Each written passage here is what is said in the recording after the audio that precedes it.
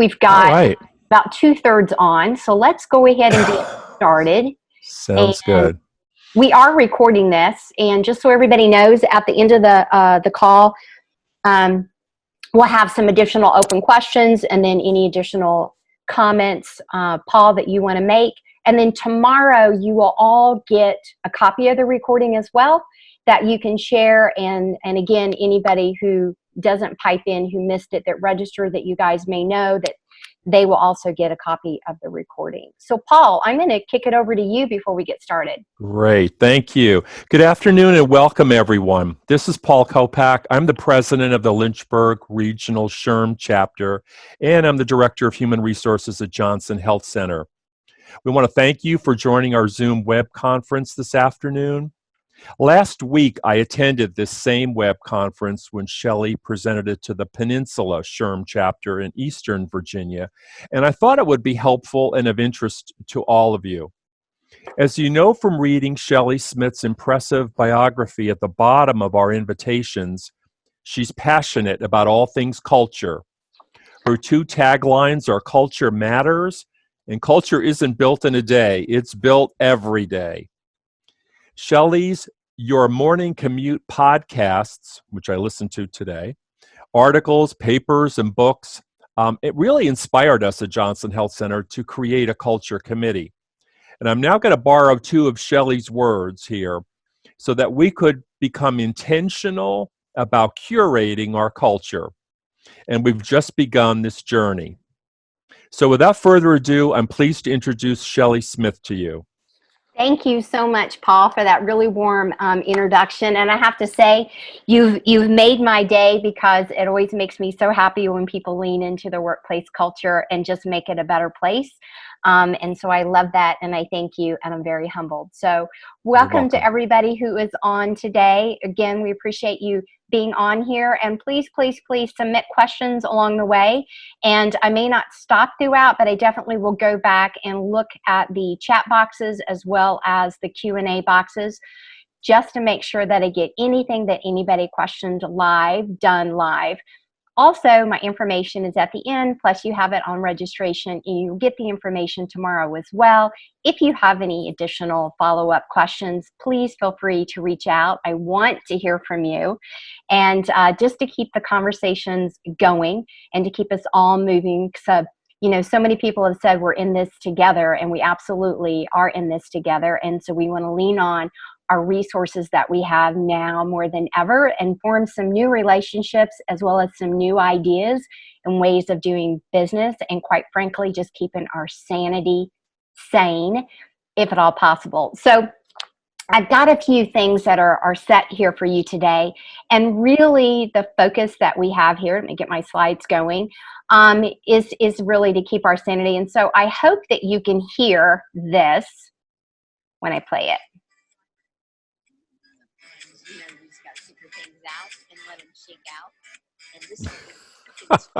We can hear it.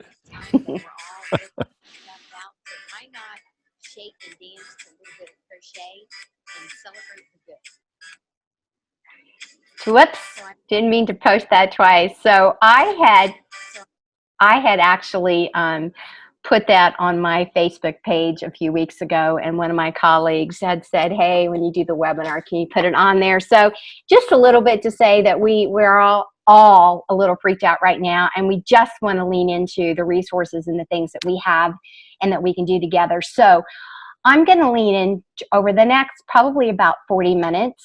And depending on the Q&A, it may go longer or shorter, but I want to talk to you today. Just my goal is really simple. It's to bring some expert advice to you and to let you know what you're doing now that it's working for you, give you some tidbits to maybe level up some things that you're doing. And then I really want you to focus and lean in on things that you're going to move forward into the future as we talk about the reentry itself and the overall well-being of yourselves, your entire colleagues, communication, anxiety that you might be going through, as well as just leadership as a whole, and of course, workplace culture. So we're going to talk about self-care, adjusting our behavioral hardwiring, and understanding when to pivot in and out of that. And again, the go forward, the leadership, the shared leadership is key there, as well as some communication best practices, and of course Q&A that I definitely want to make sure that you are asking along the way throughout the presentation itself. You know, some of the main challenges, and I want to make sure that you guys can see my whole screen here, sorry. Some of the challenges that we have are really, they fall into these three buckets. And, you know, one of the key characteristics for successful remote teams that we're really talking about today is a strong sense of shared trust between the managers and everybody that you're working with. And I'm talking about vertically as well as horizontally, what the essence of the managers are doing and how you're leading the virtual teams. And when I talk about leadership, I'm not talking about necessarily from an organizational chart standpoint. I'm really talking about leadership from an entire 360 view, because everyone can lead from what their viewpoint is. And I want to, you know, make sure that I really stress that. Being able to prioritize what your actions are that you're taking and the frequency in which you're expecting those actions to be taken, to really follow through on the daily activities that are required for the short term as well as the long term. Share the information that are best practices, again, internally and externally to your colleagues that are definitely inside of the same industries. Remain motivated at the beginning of the day and to the end of the day. And so I'm going to give you some tips around that as well. And then raise any concerns that are developed throughout your day with the rest of your team members. You know, work environments, period, are generally stressful. However, the manner in which we set our boundaries and our culture and our communication, how we lean into a shared purpose through a foundation of trust, is what really gets us through and will move us out of survival mode that many are in now into stabilization, and then finally back to thriving, or maybe into a new thriving environment. So we're going to talk about these things, but I want to, when we talk about team cohesion and we talk about team dynamics, I do want to stop and pause a little bit more intentionally. There's been a lot of conversations around behavioral hardwiring, and many of you are familiar with the term introvert extrovert, and we talk about that from a Myers-Briggs and a personality standpoint. And so I want to lean in a little bit more around behavioral expectations, which is different from personality versus behavior. One is who we are, personality, and when I talk about behavior, I'll talk about how we act, how we show up. And so, for example, on myself, from a Myers-Briggs perspective, I'm a hardcore introvert. I completely refuel and I'm re-energized by being alone. However, on a behavioral scale, such as a predictive index tool, I'm a hardcore extrovert. And so what I mean by an extrovert, I'm not talking about how I refuel, but my need to be liked, my need to be social, my need to interact and to talk things out. So everybody's been talking about, you know, the introverts are probably okay, but I will tell you, because I live on those two different spectrums from personality to behavior, just because I want to refuel by myself does not mean by any stretch of the imagination that even though I'm used to working virtually alone, that when I employ and go out into the clients that I serve, I'm missing that component. So I'm living on both sides of that spectrum, and even myself feel dysfunctional at times. But when we look at an entire behavioral standpoint and we talk about our need for dominance, as well as our need for social, as well as our need for patience, which is our process, as well as our need for formality, which is more about our structure, depending on where each of you are on those scales, really depends on how it is that you prefer to communicate and how the rest of your team prefers to communicate. So it really takes the golden rule of treat others the way you want to be treated into the platinum rule, treat others the way they need to be treated. And so I say that as we talk about, and as I'm going to talk about doing check-ins, for example, depending on where a person's behavioral and personality hardwirings are, and their need for control, processes, and formality will really depend on what does that check-in look like? Is it a phone call? Is it a video? Is it an email with a checklist? Is it something that you need to recreate a book, a rule, a structure, a boundary? Do you need them to really think through it and process it before they give an idea or a thought? Or are they able to share and make a decision on their own? So these are things that when you're looking at how you're communicating, how you're creating trust, how you're creating and sharing the shared purpose, please make sure you're being mindful and very intentional with how you're leaning in, not only to fuel yourself, but how you're leaning in and wanting to fuel those that are working with you, for you, and around you. And that includes the very people that you're serving, whether you call them clients, patients, customers, vendors, what have you. This works not only now during crisis mode, but absolutely a go forward thing that you need to lean into. So I wanted to add that a little bit because I'm seeing all kinds of articles that are coming out about that. And I just want to make sure that there is an understanding of the distinct difference between personalities and behavior and how we show up at work, even if our work is now inside of our own homes. So as we continue on with some of those best practices and shared pieces, I really want to know by a show of hands, and this is where you can do your raise your hand here, is how many people are working more hours than they were before? Yeah. How many people exactly? It's getting lit up. How many people feel like they're getting more meetings and more virtual phone calls and more emails are going on? You know, how many people feel like they're just burnt out, stressed out, anxiety? You feel more dysfunctional right now. You know, dealing with the background noise, not only on the proverbial, you know, like we are here today, but the background noise of our partners, our husbands, our spouses, our friends, whomever that we're in the room with, the background noise that's happening there, because everybody has their own thing that they're doing. Whether you are, you know, continuing to deal with homeschooling of your kids that you never did before and your right mind you never wanted to do to begin with, and now you're doing it. But figuring out new technology. I mean, how many people, again, by a show of hands, are struggling with and going over many of these things? The competing deadlines, the expansion of the deadlines, being able to cope with the fact that maybe you never had an office set up in your home and you don't have space.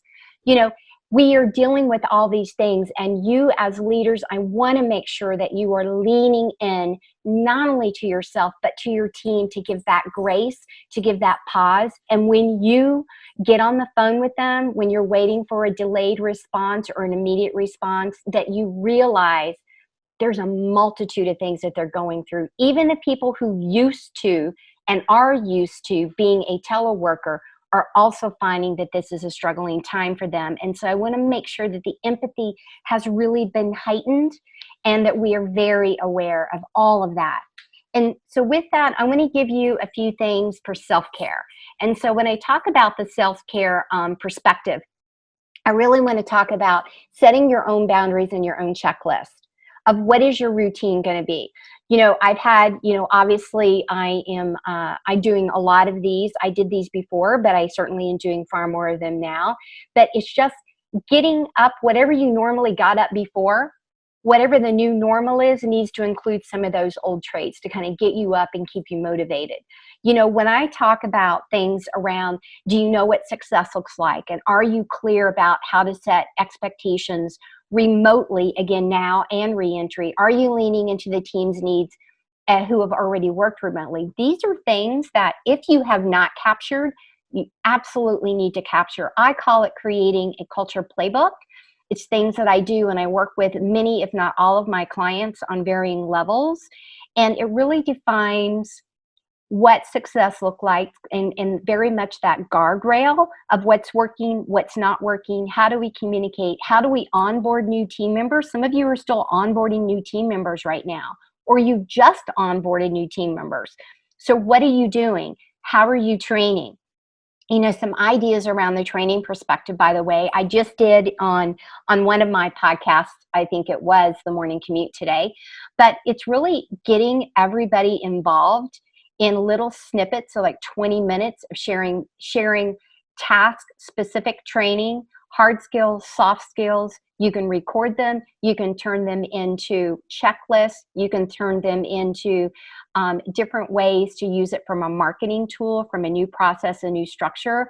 So please make sure that your self-care is also the mind dump, because how you're able to set up yourself for success and expectations and to know day by day what success looks like, the more you're able to lean into the team. And then what you feel is the anxiety coming down and the stress coming down and those positive endorphins coming up inside of your brain, which allows you to be in a happy place. And when you're in a happy place, you're able to express that to your team as well. So also making sure that you're celebrating your wins at the end of the day. I think that's it's important, period, but it's definitely even more important now that you are celebrating those wins on the daily with yourself and your team. You know, I'm all about doing journaling of things and capturing what went well, what I want to do differently, and then to be able to take those things forward into the future as well.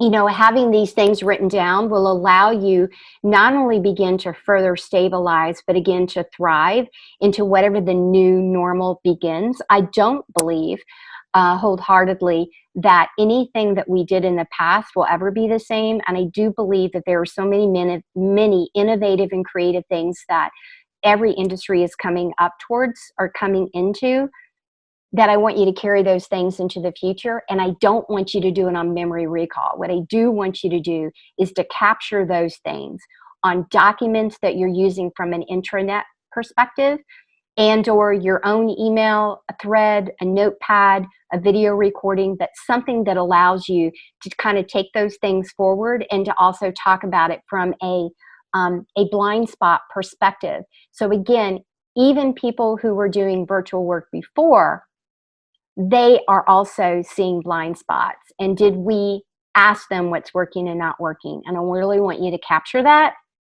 and begin to look for the threads of similarities so you understand where to adjust and where to pivot as an individual leader as well as an organization. All right, so setting some boundaries and again, some deeper perspective inside of the self-care. A couple of simple things is if you don't have a set desk or office inside of your home or your space, or your team doesn't, your individual team members, you know, recommend TV trays, recommend end tables. You know, the key here is to make sure that you've got a spot and you're not all over the place. Keeping yourself organized and sane, if you will, includes space organization. So keep it simple, keep it tight, keep it in one area. Scheduling your day. So again, scheduling your day now needs to include not just your direct reports and those that you're working with remotely, or the ones that because some of you are still working in your environment, but you've figured out how to distance yourselves throughout your day in order to keep products and services going on. But it's scheduling anybody who is in your space to understand when you need absolute quiet, for example, to understand when you've got information that needs to go out and flow, just to keep everybody from tripping over one another. I want you to think about it as if you only had one space ever inside of the environment that you were working in, you would have to create and carve out the day in the schedule in order to allow everybody to have an ebb and flow. And I encourage you to do that if you're not already. Now here, I'm not suggesting that you overschedule. I want to make sure that you're being intentional about how it is that you're scheduling. And with that, I want you to include bookend times, bookend space. So for example, if you are a person who has your calendar loaded every 30 minutes or by the hour, are you also allowing time, whether it's 5 minutes or 15 minutes in between your next meeting? Again, this is a practice I want you to not only do now, but to take it forward into the future. When you have meetings for yourself or for your other team members, meeting after meeting after meeting, you and I both know nothing happens because you're meeting inundated. You go from one to the other. If you didn't take good notes or you didn't have time for your bookend space to really say, what am I supposed to do with what it is I just heard? It gets lost. It gets lost. It gets tabled. In the moment, you're like, oh my gosh, that was so good. Or yes, we're going to do that. But then you go to another meeting. Same thing here. I want to make sure that you're allowing for time in your schedule that allows you to stop, breathe, process. Same thing for yourself as it is for your team members. Then you can put it into action, because if every meeting ends with action points, but you never have time in order to move forward, then those things get lost. And again, being deliberate about getting ready at the end of the day for the next day is also a very strong piece that I want to talk about there. You know, communication, again, I just want to acknowledge that the anxiety is heightened right now, and both personally and professionally. And as leaders, you know, you've got to make sure that you are open and that it's okay to say to your team, I don't have the answer for that right now. And just go get it. Go get the answer. Go to other people in order to get the answers. But it's okay to say you don't have it. And it's even more okay to say, can you help me go find it? So being able to lean into your team right now, especially from a communication, shared purpose, building trust factor, being able to do that now, to do that with grace, means it's okay to ask for help. It's okay to say, I don't have the answer for that. It's okay to say, can you help me with the answer or to find that, or where could we find that information? So again, now isn't the time to stop communicating. Now's the time to be even more deliberate about your communication. And again, carry these things forward into whatever the new normal continues to be. So 3 things here that I want to give you some examples on for you to ponder around timeliness, being able to complete your work, and consistency. So as we talk about team interaction as a whole, when I talk about timeliness, you know, have you established for emails that come to your team throughout the day, now and in the future, what is the expected response time? If that's not clear, then you need to set those boundaries, because if not, some of your team members may feel like they need to be a constant responding. Or is it something that you really want them to gather towards the end of the day? So, you know, an example of this could be in the subject lines as a new normal, that you kind of title when the expectation is. So maybe you have an end of the day meeting or a once a week meeting. And so you put that in the subject line, that this information goes towards that meeting. It helps you sort through. It allows you to kind of write it down and put it aside. If you're the originator, or if you're the receiver, you're like, oh, okay, I can look at that before the next meeting starts. So timeliness around it, putting things in subject lines like into the day business is a great way to up your communication performance. When I talk about things being complete, again, here I'm talking about allowing people time to fully bake information that needs to get completed. So, you know, requests, questions, elements around deadlines, accountability from team member to team member. What are next steps? Are there specific instructions that go with whatever it is that you're asking for somebody to do, or that you're being asked to do? So having boundaries around what that looks like and having all of the information is an added component to your team's interaction and success, and it keeps the anxiety and the frustration on the down low. And then consistency. Consistency here, I am talking about, you know, quality, the timing, the styles of interaction. So make sure that you're not at one moment saying, hey guys, today we're gonna now respond to emails within 2 hours, and then tomorrow you say, you know what, you guys, really, you can just respond when you can, and then the following day you're fussing because people didn't respond. So that would be an example of being inconsistent that derails the trust and the communication for your team. So again, consistency on your communication, consistency with the understanding of timeliness, consistency of what complete looks like, feels like, sounds like, and what it is that you believe inside of your team, what that actually transpires for final outcomes for. You know, here as we take a deeper dive into the communication piece, I really want to talk about a few different tips. So again, establishing things that your team members know, that when you get on a video call, whether it's one-to-one or whether it is the multitude of the team, that background noise, it's going to happen. You're in different environments. So please understand that it's going to happen and have empathy around that. Again, some best practices that I want to share with you is, if you're not already doing this, really the messaging at the beginning of the day should really be top down. And so what I mean by that is the leader of the team or the cohort is really given the vision of the day. And so I want to talk about it from a day perspective, because when we talk about immediate focus points for the day, we're less likely to get overwhelmed, frustrated, or stressed. And so if we lean into the day's objectives, we're more likely to celebrate at the end of the day. So top down at the beginning of the day, the message come from the ultimate leader at that point or in that team or of that initiative. And then at the end of the day, bottom up. And I am going to give you an example of agenda here too, as well as feel free to reach out. I've got some other examples. I had some folks reach out from the last webinar. Bottom up would be report outs around what worked, what didn't work, what questions you have for the manager of the department or the leader of the department at the end of the day. Maybe it's around ideas around what you can do better from a process standpoint.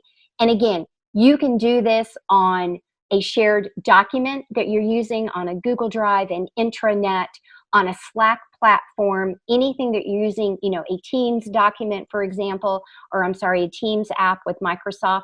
There's all kinds of ways that you can intentionally capture this information, top down, bottom up. If you're not doing that, that would be a great additional step that you should try. Again, meetings.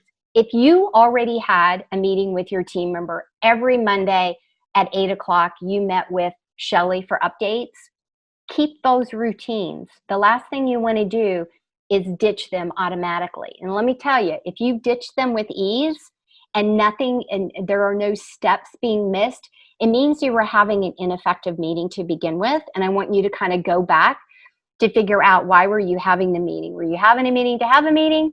Or was there some sort of an intention and purpose around that? So again, normal meetings should continue. If they were an important meeting, you need to make sure that you're being very utilized and intentional.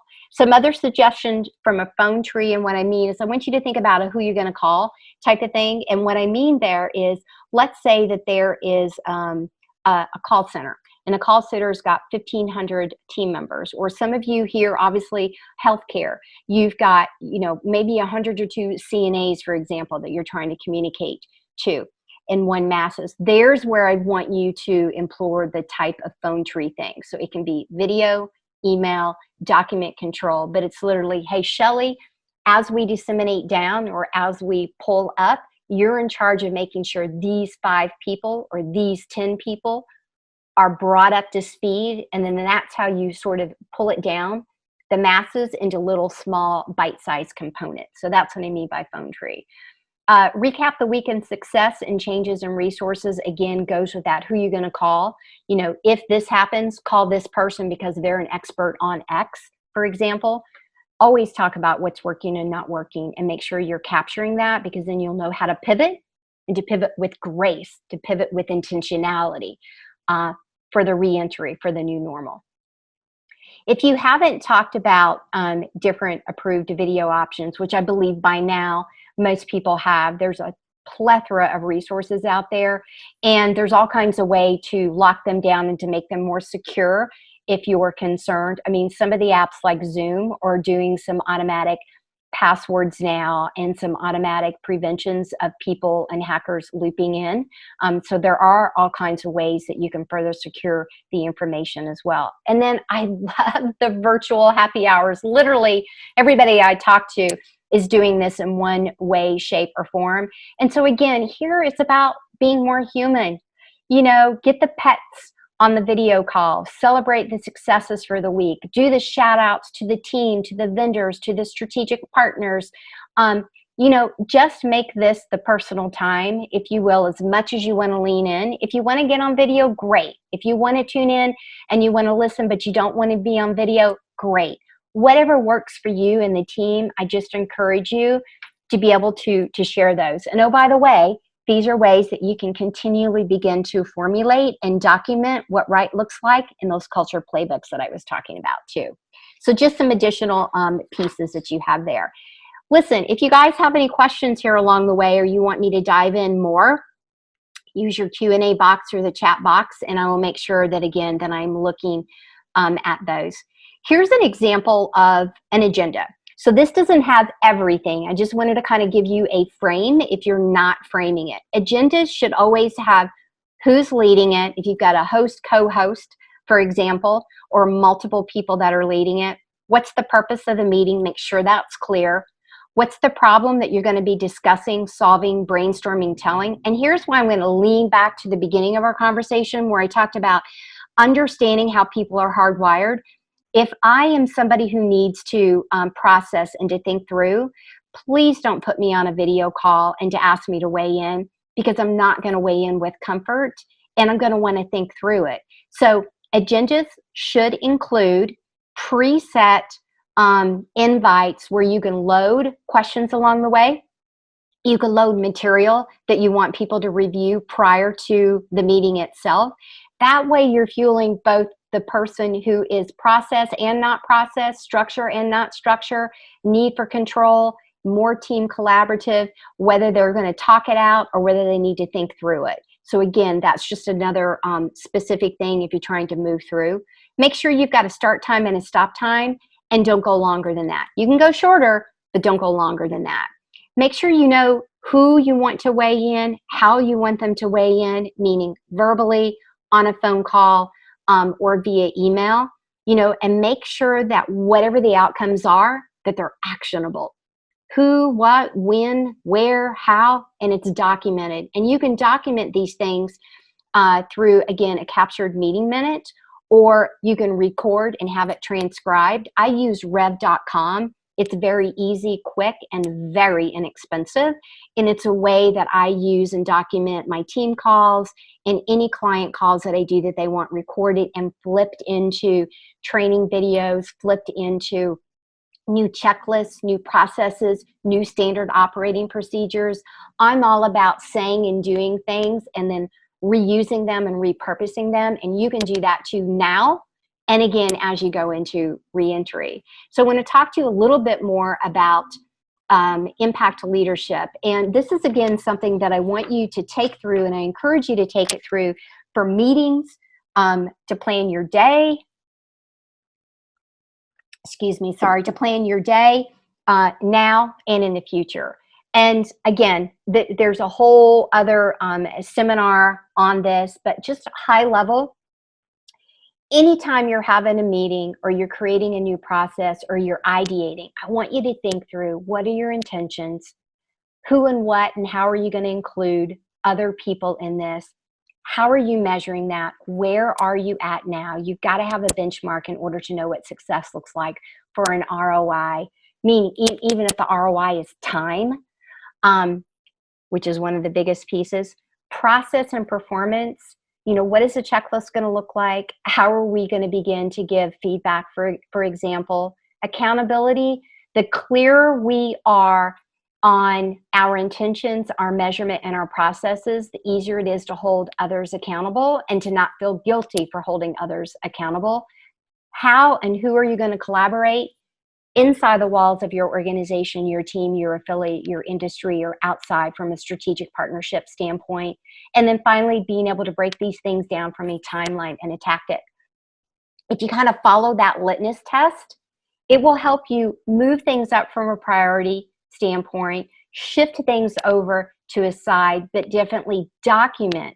The two biggest things that people miss here is the measurement piece, to understand what success looks like at the end or in the midpoint, to understand the ROI, and the accountability piece. People shy away from and believe that accountability is one of the F words inside of our lives because we weren't clear on the expectation.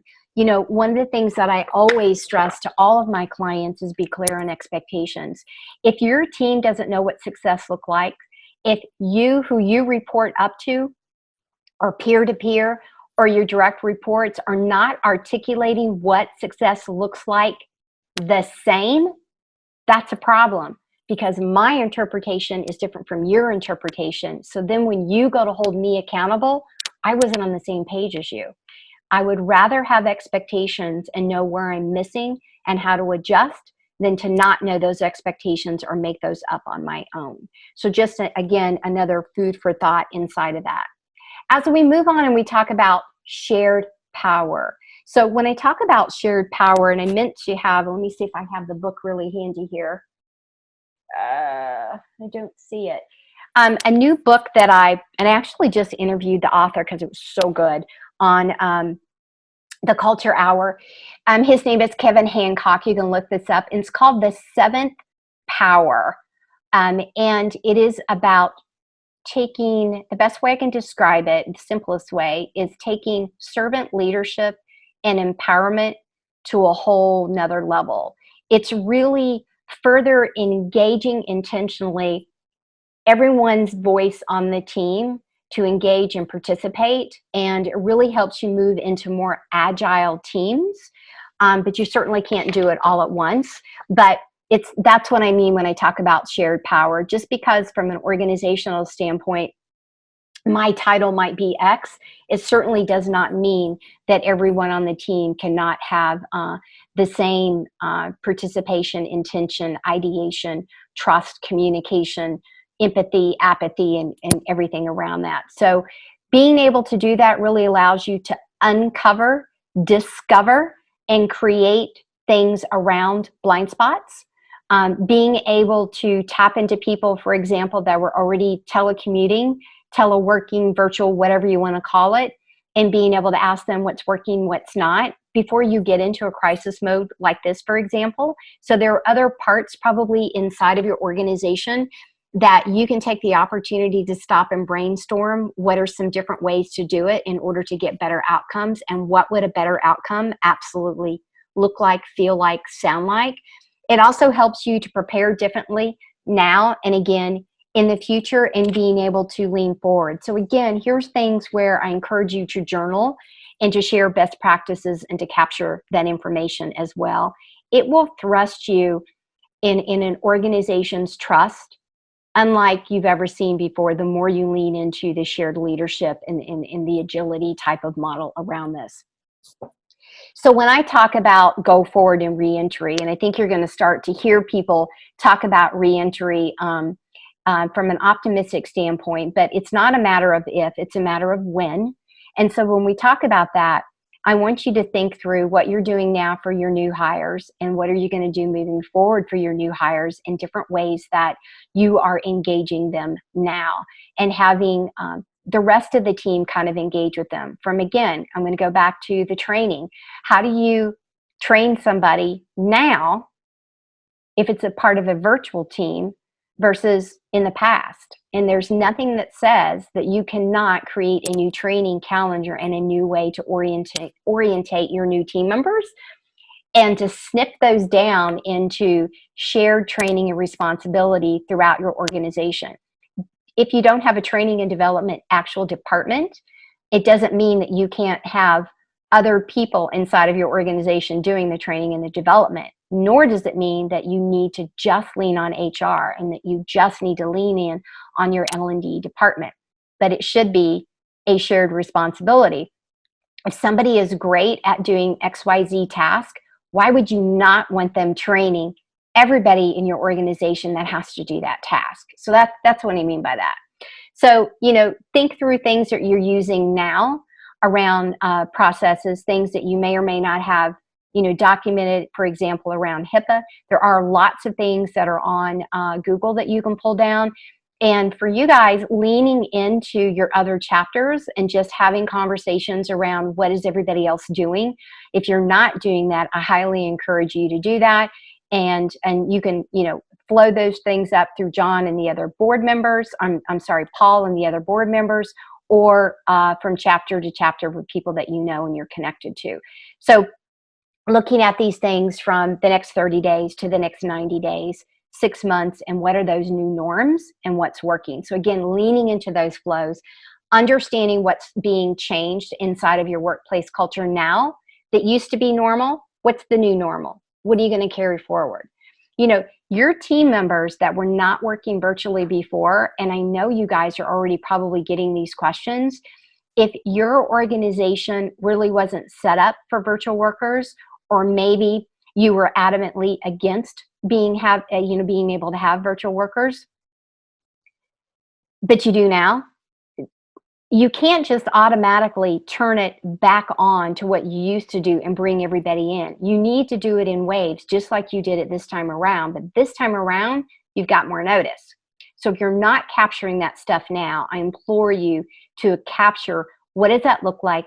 Talk to the rest of the team that would make these kind of decisions. Lean into one another inside of your chapter and again to other chapters to kind of talk about what are people doing, how are they sort of forming what it is that they will do and what they won't do. Because I want you to get out of survival mode into stabilization mode and into thriving and thriving in a new way.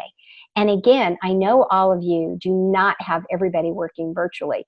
When I was talking to Kevin Hancock yesterday, he actually owns a lumber company in Maine. So he was talking to me. Obviously, you can't do what he does virtually at your house. So he talked about the new ways that they are all working together in a 6 to 10 foot mode while they're on site in order to still get work done. And he said the team has come up with some really new, great creative ways, and they will not go back to doing how it is that they were doing before. So they're already moving into even deeper agility in order to be more purposeful in how it is that they get the work done. So a couple of things to go into wrap-up mode, and if you've not put any questions or sent a chat in, by all means, please do so. But there's a ton of different type of chat rooms, Microsoft Teams, Slack, Soapbox for video capturing, Zoom, obviously you can video and you can present, Facebook videos that you can capture, Skype. You just want to make sure these things are locked down and secure depending on how you're using them. Google Duo, if you didn't know this, works for every type of phone. So obviously iPhone is FaceTime, but you cannot do that from an Android, for example. But Google Duo works across all. So that's something that you can use for your, virtual happy hours, if you will.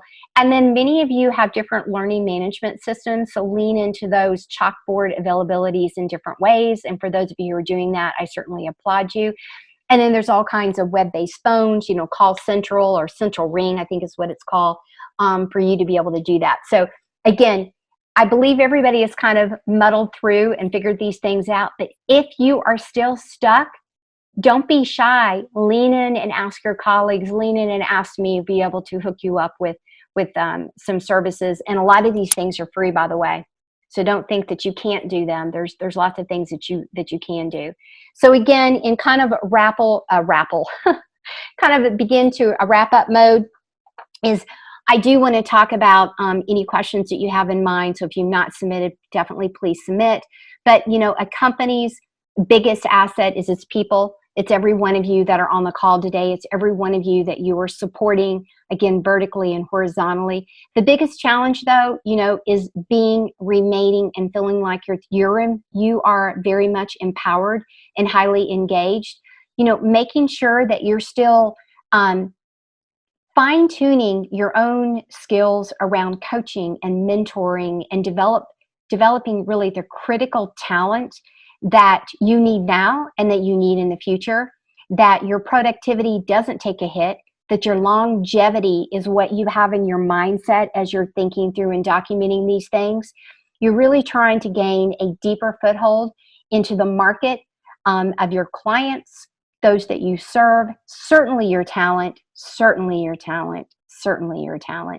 and making sure that you're really prepared to embrace not only the new stabilization, but into the future, to be able to sustain the remote teams that you're working in now, how that looks like with your teams that are still foot on the ground now, with obviously all of you in healthcare, as well as how you're going to continue to engage your team members.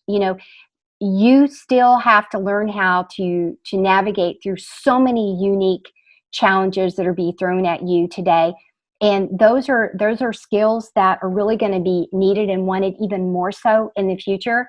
So I want you to take any of these pieces of words of advice, tips, expertise, however you want to frame this for me today. Find something that you're going to try, that you're going to explore, that you're going to lean into, because I can guarantee you this, and Paul's already heard me say this, but I can guarantee you this. The more you are leaning into your talent, your team, your people, your valued associates right now, the more they have your back ever period, but certainly right now. What's going to happen when we come out of whatever this is, whenever that is? The people that you treated right, those of you who feel like you were treated right, from a human element, from an empathetic element, they are going to so lean into your organization and you as a leader, because we don't leave the organization when we leave. We leave our manager and we leave our team. And if we don't feel like we are part of the team, that's when we're open and susceptible to the headhunter, right? So the more you lean into having these conversations, real conversations, transparent conversations, helping your team train, mentor, coach, guide, tell them you don't have all the answers, the more likely you're going to retain them. And when you go to do your hiring again, the more likely your recruiting efforts are going to be successful, especially if you were in the news for good news, for how you were treating and community efforts and your employees telling your stories, you telling stories. Here's the other thing. For the leaders who are doing this and doing this better than any other, you are gaining skill sets you never had before. And you're going to be getting these recruitment calls too. So we want to make sure that companies are as a whole. Can you imagine if 25% of the workforce is let go and they go find other jobs? Everyone is going to be in the mode of another 6 months of ramp up time. And we don't want to do this. Ideally, we want to hold on to what we have. We want to hold on to the cream of the crop. We want to continue to train them, develop them, communicate to them, reward with them, celebrate them in order to retain them. So cannot stress that enough. And yes, absolutely, my tagline is culture matters. And I believe wholeheartedly in my motto of culture is not built in a day. Culture is built every single day. It's how we show up. It's how you show up. It's how our team shows up in order to support and do the shared purpose and the foundation of trust that we have. If you've got any questions, I think you guys all know how to get in contact with me. I'm not going to play that second video. I went a little bit longer on this one that I did on the last one. But I don't see any additional questions. Paul, I think you unmuted yourself. I don't know if you've got any questions that any of your team or colleagues or your chapter had pre-submitted that maybe I did not answer, and I'm going to take a pause and turn it back over to you. Thank you, Shelley. Great, useful information again. I didn't personally receive any questions. Did you happen to? I did. You but covered them? Okay. Yeah, and I leaned into a little bit more than I did, if you probably noticed from the last one. So I did cover them. Yeah, great information. Thank you. Actually, today, had COVID-19 never not happened, we would have had our monthly chapter meeting today. So it's great that we have the guru of all things culture presenting to us today. So we thank you very much for that. You are very welcome. Let's see, we did have a question. Are we going to be able to get the presentation to send to the chapter? Yes, I will make sure, Paul, that you have the slide deck, and as well, obviously, as the recording, and then you can send that through. And don't quote me on this, and I don't know, Paul, if you guys had submitted prior to for certification, recertification credits or not. And I think that you can send it, you had it on the books, and to see if you can still get credits for that as well. So I just wanted to make sure you saw Francie Dye is on this call right now. Francie, in the chat, can you let us know whether we could apply for HRCI and SHRM recertification for this? See if she's able to do that. Okay.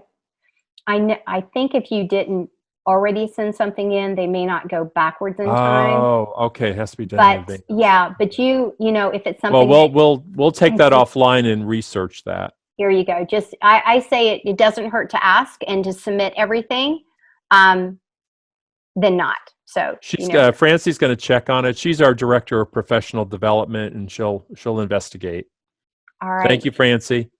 Beautiful. Well, thank you everybody for tuning in. And again, tomorrow you will get a follow-up with the recording on here. And then Paul, I'll make sure that you've got the slide deck and the recording, and then you can post and share that wherever you like.